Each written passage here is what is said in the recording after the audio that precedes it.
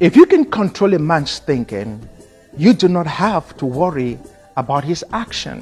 When you determine what a man should think, you do not have to concern yourself about what he would do. If you make a man feel that he is inferior, you do not have to compel him to accept an inferior status, for he will seek it himself. If you make a man think that he is justly an outcast, you do not have to order him to the back door. He will go without being told.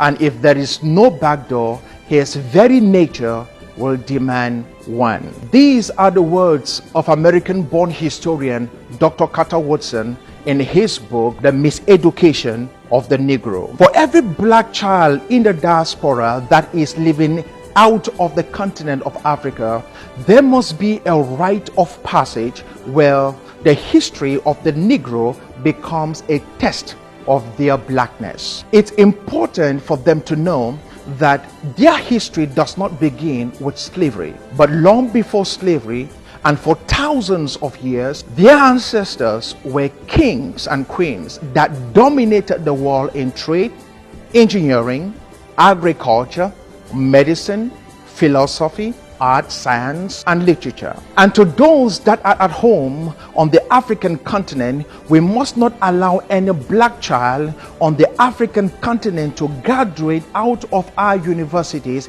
if that individual has not yet been taught the history of the African from an Afrocentric perspective. African must be taught their history by other Africans. We must not fall to the ever-present garbage of trying to find out what the cost-benefit analysis would be. This is one project that must not be calculated by a balance sheet, because the African liberation from slavery and colonization, its cost can be worse than the constant oppression that is inflicted daily on the minds of the African.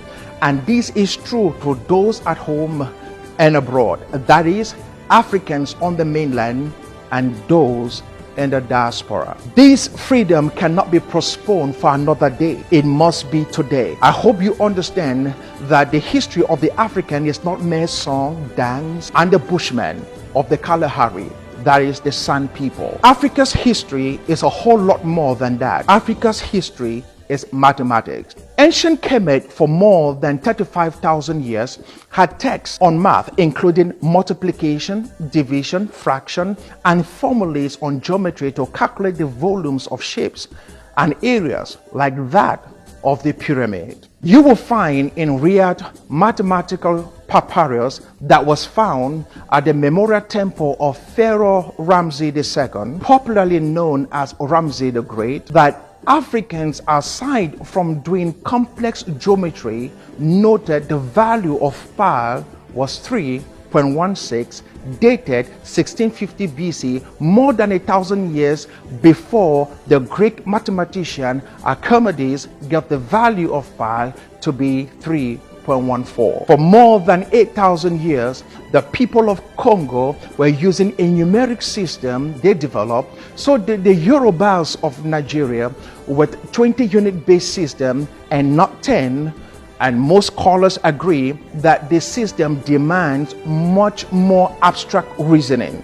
Medicine is enshrined in Africa's history. Africa for several centuries used most of the medical treatment that are still in use today.